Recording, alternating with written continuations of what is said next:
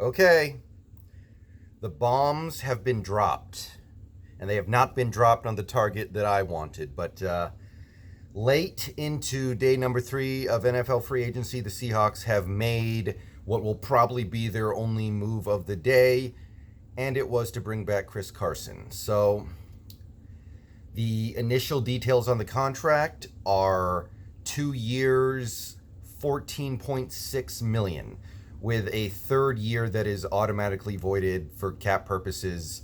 That actually makes the deal 3 years, 24 million, but he won't see any of that. So for all intents and purposes, it's a 2 year, $14.6 million deal. So this is one of the big ones, and it's not one of the big ones that I wanted. So positives, all right? Positives. Let's start with the positives real quick.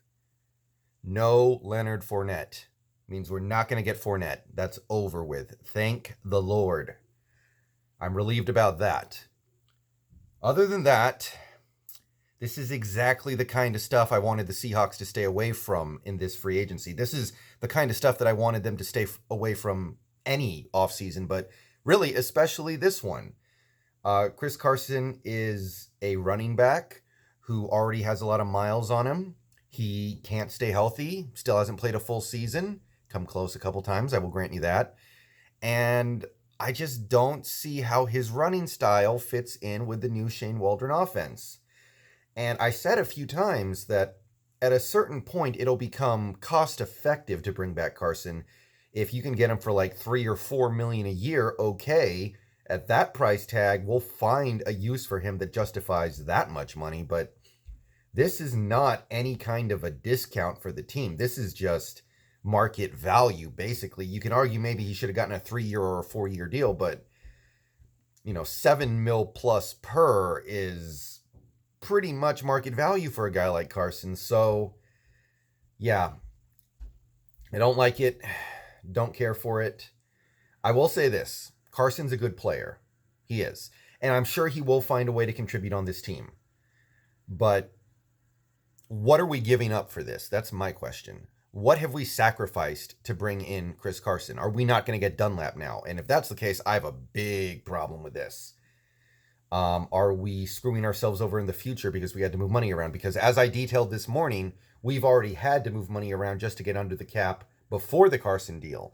Now Carson's coming in, and we definitely had to move more money around to get him under the cap. So I'm going to keep an eye out for the exact details of the contract. I want to see what the cap hit is this year. I want to see what the cap hit is next year, et cetera, et cetera. So, look, I've been pretty happy with every move the Seahawks have made so far this offseason. This is the first one that has really just left me scratching my head. It wasn't a very good deal for the team. Maybe you could argue that because it's effectively a 2-year deal, that's good. But I don't know how big of a role Carson can play in an effective and meaningful Shane Waldron offense. So my current impressions on this deal is that I was starting to think with the Gerald Everett signing that maybe the brain trust of the Seahawks was starting to get it. This signing kind of makes me go the other way. I'm kind of now feeling like maybe we don't get it. But look, it's not Fournette. That's the best I can say right now. I'll probably stream later with my thoughts. I'll probably make a video tonight with more robust analysis of the contract once we get the details on that. But for now, if this means we can't get Dunlap back, if we traded Dunlap for Carson, that I think is a disaster. But we'll cross that bridge when we come to it. All right, peace out. Go Hawks. See you guys later today.